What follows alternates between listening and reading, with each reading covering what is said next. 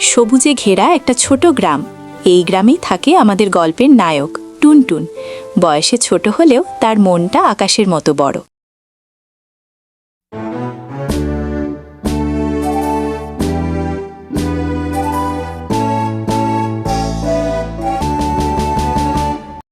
আহা, আজ কি সুন্দর সকাল। আজ আমি কি করব? গাছে উঠব নাকি পুকুরে ঝাঁপ দেব? দাদা, দাদা দাঁড়া। কিরে মিনু, আবার পড়তে বসতে বলবি নাকি?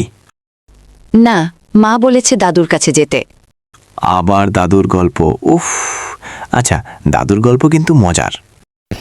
ওকে, তাহলে চলো এবার আমরা যাই দাদুর কাছে।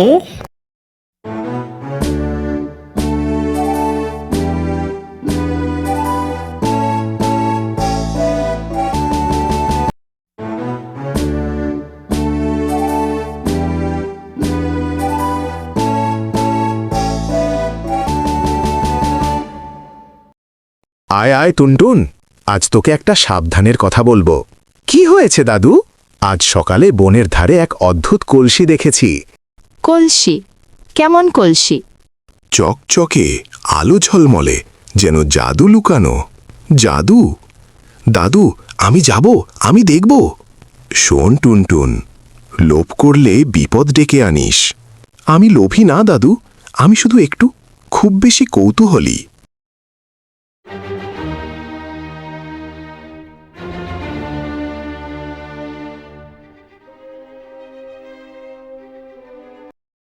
দাদা, একটু ভয় লাগছে।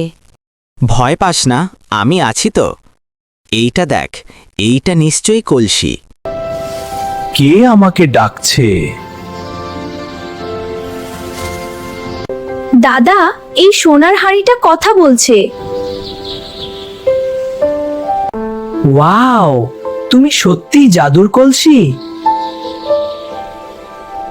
হ্যাঁ, কিন্তু মনে রেখো, ভালো মন পুরস্কার পায় আর লোভ শাস্তি।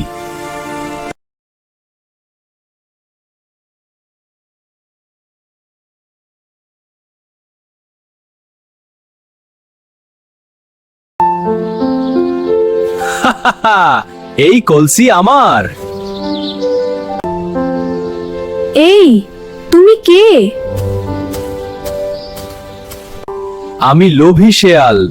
এই কলসি দিয়ে আমি রাজা হব। লোভে সর্বনাশ, শোনে না কেউ উপদেশ। দাদা সাবধান। আমি লোভী শেয়াল। এই কলসি দিয়ে আমি রাজা হব। লোভী শেয়াল, এবার জাদু দেখো।